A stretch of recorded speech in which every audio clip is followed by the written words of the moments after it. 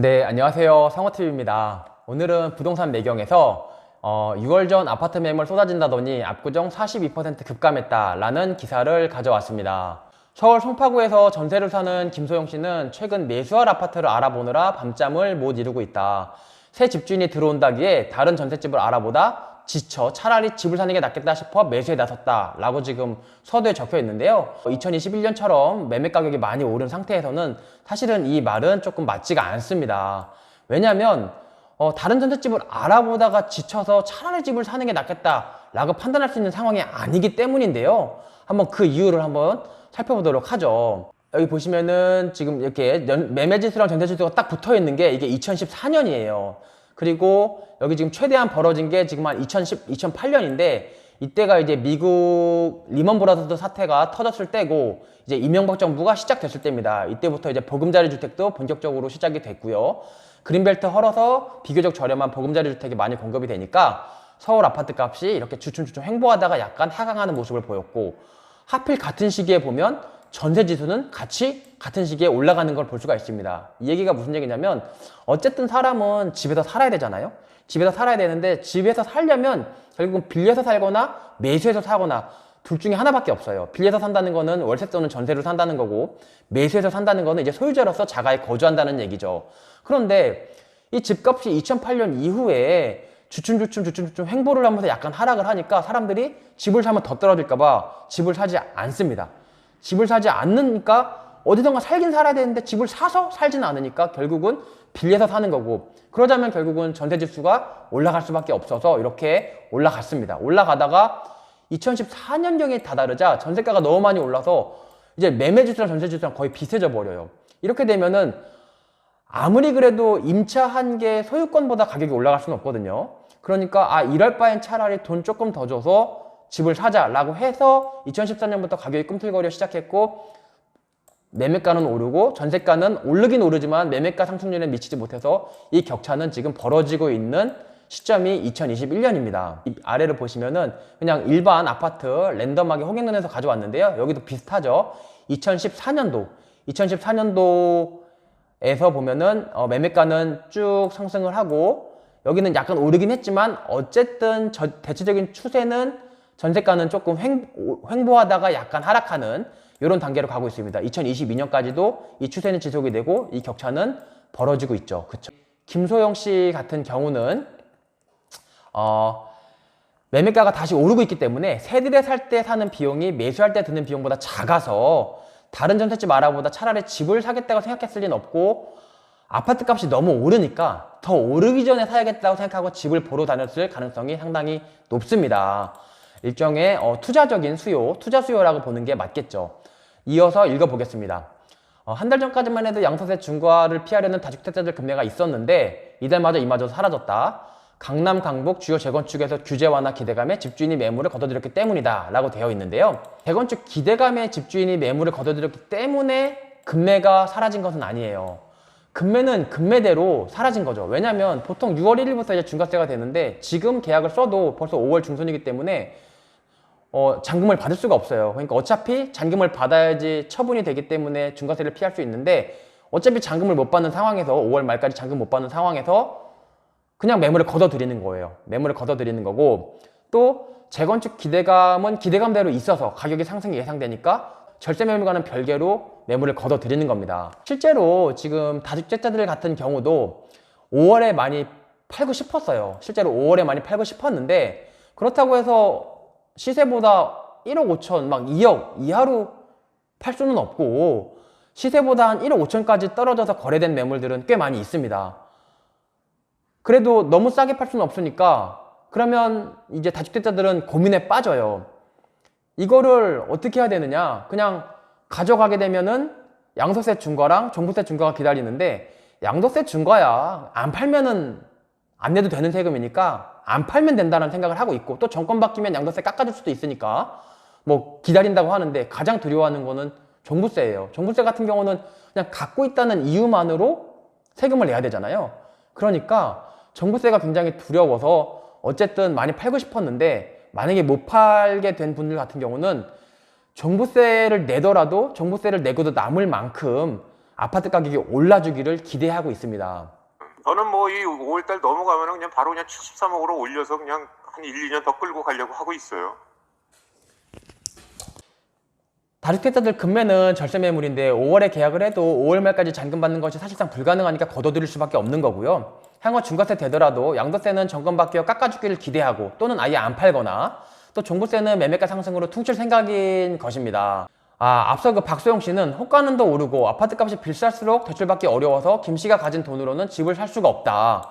양도세 중과 전 매물이 쏟아진다는 정부 말만 믿고 집을 안 산 건 후회 중이다. 라고 되어 있는데요. 사실 이 말만 놓고 보면 정부를 상당히 많이 탓하고 있죠. 정부를 탓하고 있는데 사실은 박소영 씨는 그렇게 순진하지 않죠. 김소영 씨인가요? 어쨌든 김소영 씨는 그렇게 순진하지 않죠. 물론 가명입니다. 뭐 양도세 중과 전 매물이 쏟아진다는 정부 말만 믿었다. 사실 믿는 사람도 없죠. 이렇게 순진하지 않고요. 실제로 어떤 상황이라고 보면은 맞냐면요. 대출받기 어려워서 집을 살 수가 없는 것이 아닙니다. 없는 것이 아니고 만약에 대출받기가 쉽다면 김소연 씨와 같은 매물을 놓고 경쟁하는 다른 사람, 다시 말해서 김소연 씨가 살려고 하는 어떤 강남 아파트와를 사고 싶은 같은 매물을 놓고 경쟁하는 다른 사람도 있겠죠. 이 사람도 대출받기가 쉽습니다. 그러면 결국은 아파트 가격이 올라가서 마찬가지로 우리 김소연 씨는 집을 살 수가 없는 것입니다. 즉 1억이 모자라서 1억 대출 받으면 살 수 있을 것 같지만 남들도 1억 대출을 받기 때문에 집값이 1억 원 올라버립니다. 그래서 결국은 여전히 1억이 모자른 상태여서 대출이 안 되기 때문에 집을 못 사는 건 아니고 대출이 된다고 해도 남들도 대출이 되니까 아파트 값은 그 대출된 만큼 올라가 버리고 나는 여전히 집을 못 사게 되는 그런 상황이 벌어질 수밖에 없는 거죠.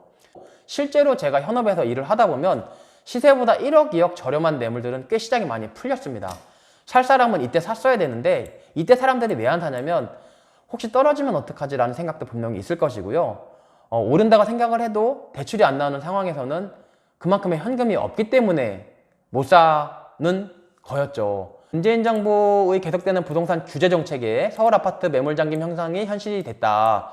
부동산 시장은 6월 1일 앞두고 벌써 카운트다운에 들어갔고 왜냐면 6월 1일부터는 재산세, 종부세 올라가고 다주택자 양도세 중과가 시행되기 때문이다 라고 지금 적고 있습니다.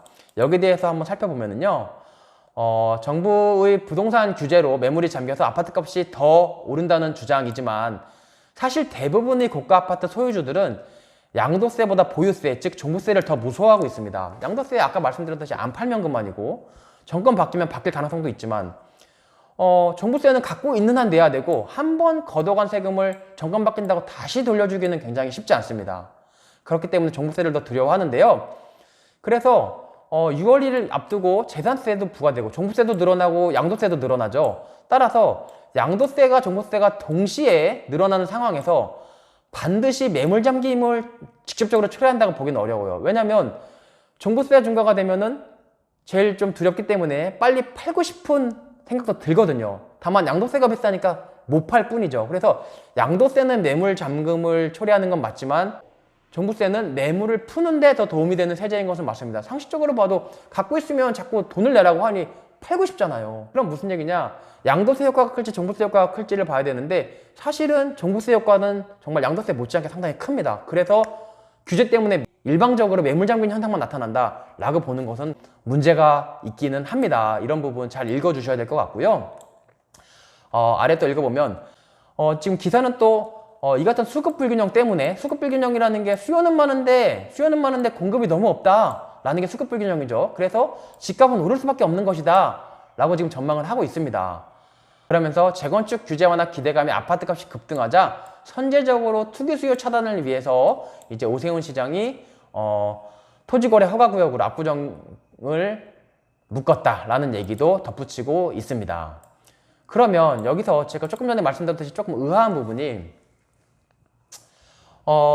계속 언론에서는 공급이 부족하기 때문에 아파트값이 올랐다고 해가지고 지금 오세훈 시장이 되고 나서 공급을 늘리는 측면에서 재건축 규제를 좀 완화하고 재건축을 시작하려고 하니까 또 가격이 오른다고 그러죠. 재건축 규제 완화 기대감에 아파트값이 급등한다고 그러죠. 그러면 결국은 공급을 안 하면 안 해서 오르고 수급 불균형 때문에 공급을 하면 또 재건축 규제 완화 기대감에 아파트 값이 올라요. 그러면 공급을 해도 오르고 안 해도 오르고, 그럼 결국은 아파트 값은 오른다는 얘기인데, 그럼 어떻게 해야 되느냐? 이런 문제가 발생을 하죠. 한번 보겠습니다. 보통 가격이 오르면 사지 않아야 되죠. 예컨대 초콜릿을 생각해 보면은 초콜릿 가격이 오르면 안 사죠. 근데 아파트 같은 경우는 좀 특이합니다. 가격이 오르면 더 사는 물건이 아파트예요. 여기서 보면 아파트 가격이 안 오르니까 안 사죠. 안 사는데 어쨌든 어딘가선 살아야 되니까 전세로 사는 바람에 전세값이 올랐죠.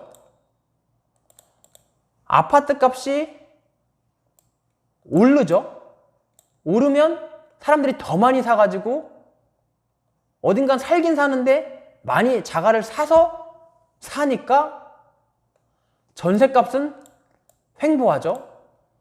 초콜릿은 오르면 더 이상 안 사는데 비싸다고, 아파트는 오르면 더 사요. 그리고 떨어지면, 초콜릿은 값이 떨어지면 사람들이 더 많이 사죠. 아파트는 떨어지면 안 사요. 전세가가 오르는 거 보면 알 수 있죠. 좀 일반적인 재화하고는 다릅니다. 왜 그러냐면요, 투자적 요소가 있으니까 그러는 거예요. 오르면 더 산다는 거는 투자라는 거죠. 돈을 투자, 던질 투에 돈, 자본할 때 자자죠. 자본을 던져 놓으면 그 자본이 커진다. 그러니까 아파트는 일종의 투자 자산이라는 거를 우리나라 사람들 뿐만 아니고 그냥 이 지구상에 살고 있는 사람들이라면 그냥 당연히 알고 있고 받아들이고 있는 거예요. 그러니까 그게 도덕적으로 바람직하냐 또는 옳고 그르냐, 집은 바이가 아니고 리브다 라는 얘기 많이 하지만, 그게 도덕적으로 바람직하냐 안 바람직하냐를 떠나서 어쨌든 진실은 아파트는 리브이기도 하지만 바이기도 한 거죠. 보통 가격이 오르면 사지 않아야 되는데 가격이 오르면 더 사는 물건이 아파트고, 즉 오를 것 같아서 사는 거고, 이러한 오를 것 같아서 사는 수요는 토지거래 허가구역 지정으로서 상당 부분 막을 수 있는데, 이러한 수요 중에 오를 것 같아서 사는 수요 중에는 실제 들어와서 살 사람들, 이 사람들도 오를 것 같아서 사는 사람들이 있죠. 그러니까는 실수요자라고 해서 아파트를 투자 자산으로 보지 않고 있다는 말은 틀린 말이에요. 실제 들어가 살긴 사는데 이왕이면은 오를 것 같기도 하니까 하필 거기 들어가서 사는 거예요. 살기도 살면서 오를 것 같아서 사는 것도 있는 거죠. 하지만 살지도 않을까 하면서 오를 것 같다는 이유만으로 사는 사람들도 있는 거예요. 그래서 토지거래 허가구역이 지정되면 투자자들이 몰려오긴 하는데 그 투자자들 중에 실제로 안 살 투자자는 걸러내고 실제로 살 투자자만 살 수 있는 거예요. 그렇기 때문에 상당 부분 어느 정도 그 압구정 아파트로 들어오는 돈을 막을 수가 있다는 거죠. 다시 말해서 수요를 좀 걸러낼 수 있다는 거죠. 예컨대 지방 부자의 돈은 더 이상 압구정으로는 들어올 수 없겠죠. 근데 집값이 너무 올라서 공급을 해야 된다고 많은 언론에서 이제 비판도 했고, 많은 전문가분들도 얘기를 해주셔서 집값을 잡아야 된다고 해서 재건축으로 공급을 이제 오세훈 시장이 시작을 했죠. 웬걸 집값이 또 오른다고 하고 있죠. 이 기사가 그렇게 얘기를 하고 있습니다. 그러면 공급을 안 해도 집값이 오르고 공급을 해도 집값이 올라요. 그럼 어떻게 해야 되느냐?